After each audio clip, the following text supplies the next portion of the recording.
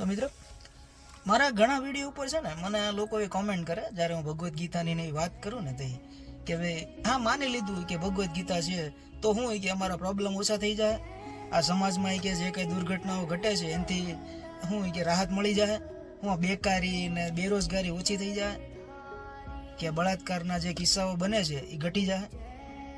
તો એ લોકોને મારે એ કહેવું છે કે હા ઘટી જાય.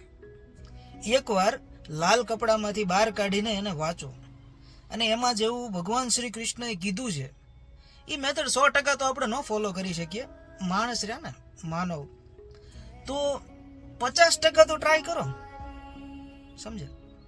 તો કદાચ હું એવું માનું છું કે આપણે જેટલા જીવનના કે સામાજિક દુઃખો છે ને એમાંથી ક્યાંક ને ક્યાંક, અને હું તો કહું છું કે 80-90% સુધી છે ને રિલીફ મળશે.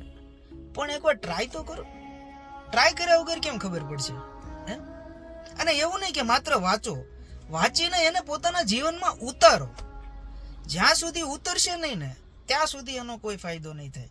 ત્યાં સુધી તો માત્ર એક બુક છે અને બસ આપણે વાંચી લીધી, એમ નહીં. એકવાર એને વાંચો, એમાં જે મેથડ્સ બતાવી છે કે how to live life, okay, એને ફોલો કરો, પછી જ ખબર પડશે કે કઈ રીતે એનો ફાયદો તમારા જીવનમાં થયો છે. અને મિત્રો આ વાત છે ને, હું કોઈ એવું નથી કે મેં કોઈની પાસે સાંભળી છે કે એટલે કરું છું. આ પર્સનલી મારા જીવનનો અનુભવ છે.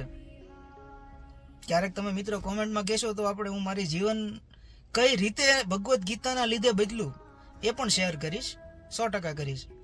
પણ આ તો જે લોકો આવો મને સવાલ કરે છે કે ભાઈ બધું ખોટું છે ને એનાથી શું ફાયદો થાય, તો એ લોકોને મારે એટલું કહેવું છે કે માત્ર એકવાર છે ને એને વાંચો અને સાચા દિલથી વાંચો, સમજ્યા?